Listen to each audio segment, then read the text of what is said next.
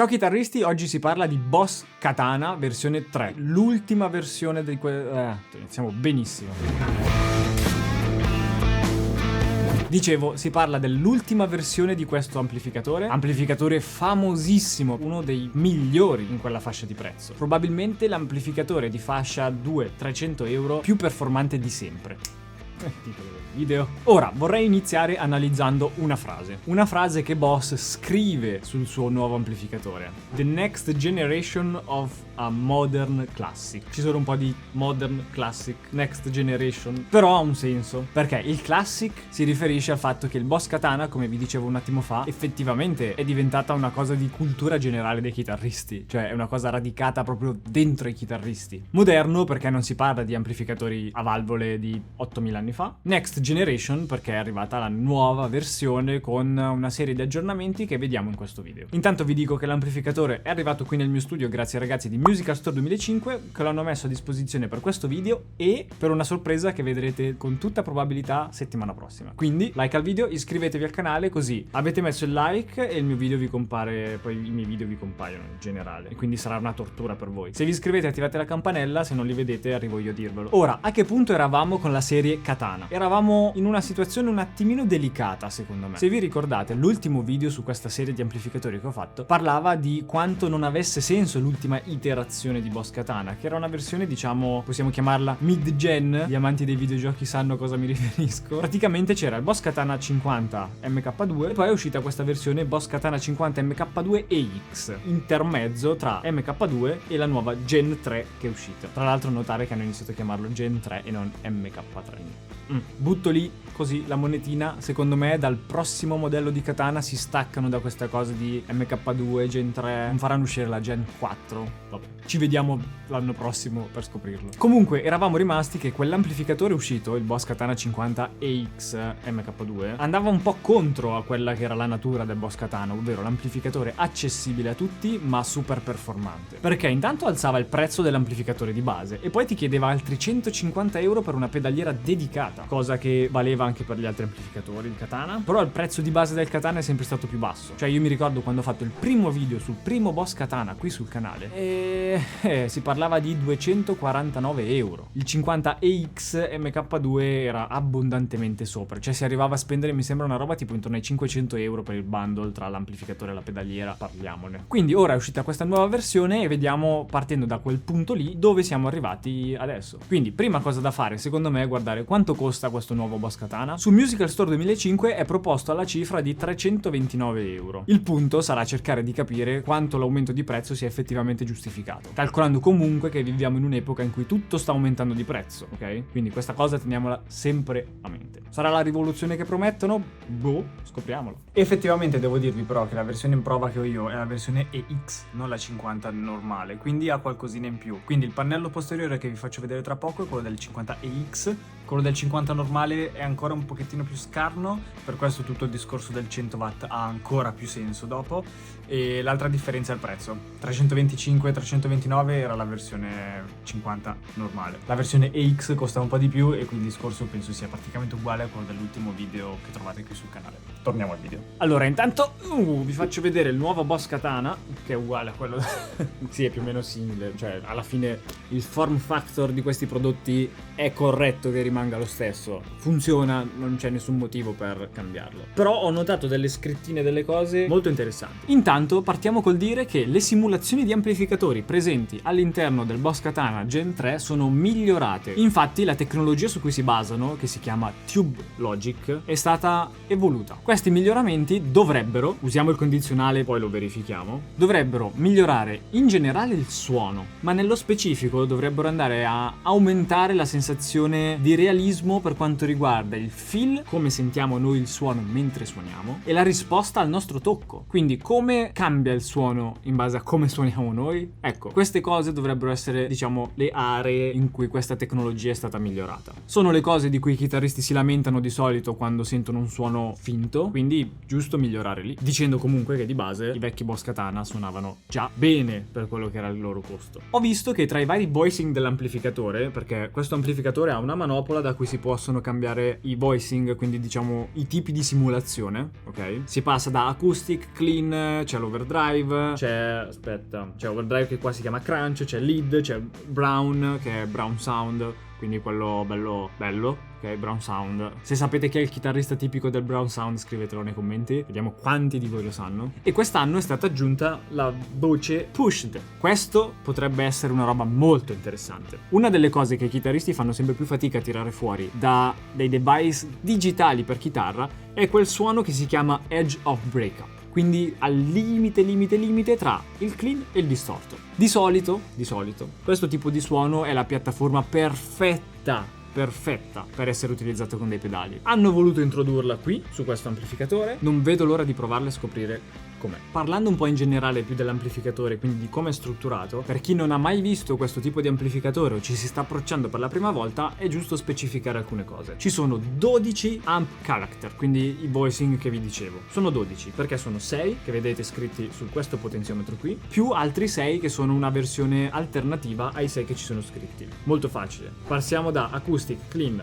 push, crunch, lead e brown. Basta premere poi variation e si accede alle versioni alternative di questi 6 voicing. Quindi è come avere 2 acoustic, 2 clean, 2 pushed, 2 crunch, 2 lead, 2 brown e se si somma diventa 12. Poi abbiamo i 2 potenziometri gain e volume che comandano l'amplificatore, basse, medie e alte che comandano l'amplificatore, e poi abbiamo la sezione effetti. Qui serve una premessa. La sezione effetti del Boss Katana è accessibile direttamente qui, quindi dal pannello dell'amplificatore, ma il vero potenziale si sblocca collegando il cavo USB dall'amplificatore al computer. Infatti poi utilizzando il Boss Tone Studio, che è l'app di modifica dei suoni di Boss, da lì si accede a tutto e diventa facilissimo fare i suoni. È facilissimo anche da qua, quindi dall'amplificatore. Basta solo capire cosa regola che cosa, quale pomello muove quale parametro, ma dall'app è un altro mondo. Anche il Boss Tone Studio è stato aggiornato, quindi ora dovrebbe essere ancora più facile fare i suoni, e il workflow in generale di modifica, quindi di intervento sui parametri degli effetti e degli amplificatori, dovrebbe essere ancora più intuitivo. In più, come sempre, una cosa che tanti sottovalutano, e capisco perché, relativamente a questi amplificatori, è che tutti hanno la possibilità di essere collegati a un accessorio, e questo è il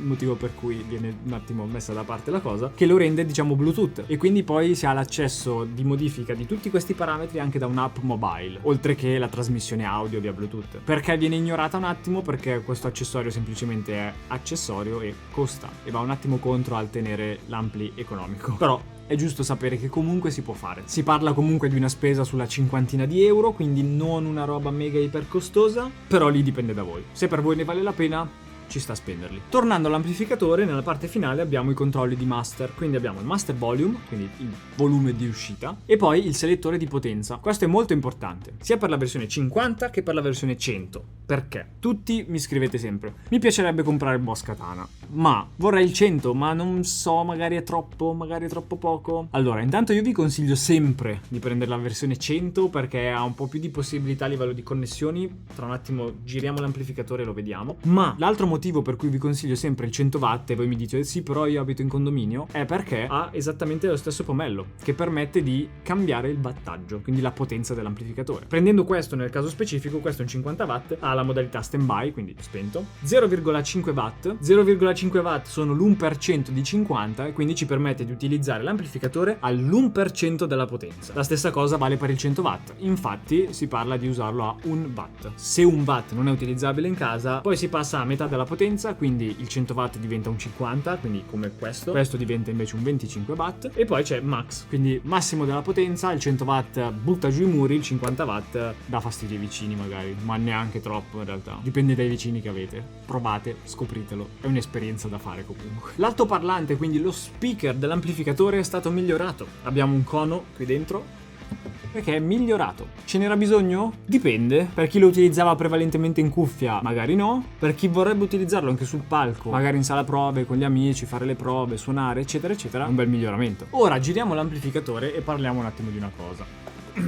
Mi raccomando, video fino alla fine, perché le ultime 10 parole del video probabilmente saranno le più importanti di tutte. Allora, parliamo un attimo di questo pannello e poi capite perché vi consiglio il 100 watt. Quindi abbiamo Power Amp In. Da qui si possono collegare i vostri modeler, quindi se avete una pedaliera oppure dei preamp esterni che vi piacciono particolarmente con la vostra pedaliera, questo è il punto di collegamento che vi serve. In questo modo l'amplificatore fa solo da finale di potenza, è come entrare nel return, diciamo, fine. Però è una bella opzione. Poi abbiamo Line Out, Stereophones e aux in. Line out serve per collegare l'amplificatore a schede audio. Stereophones serve per collegarci le cuffie. Aux in è un mini jack, è un cavo aux, serve per collegare un lettore di basi esterno, che sia un telefono, un lettore MP3 per chi li usa ancora, o anche un computer. Basta soltanto un cavo jackettino piccolo e si attacca. Poi abbiamo lo slot per l'adattatore Bluetooth che vi dicevo prima, e poi la parte importante, USB Stereo Rack Out. Questo ci dice che l'amplificatore può essere usato come scheda audio, e quindi oltre ad accedere all'editor, quindi a modificare i suoni da computer, si va anche nel mondo dell'home recording. Quindi aprite il vostro Cubase, il vostro Logic, quello che volete, selezionatelo come dispositivo audio, ovviamente verificate sul sito di Boss tutte le condizioni e tutti i file da scaricare per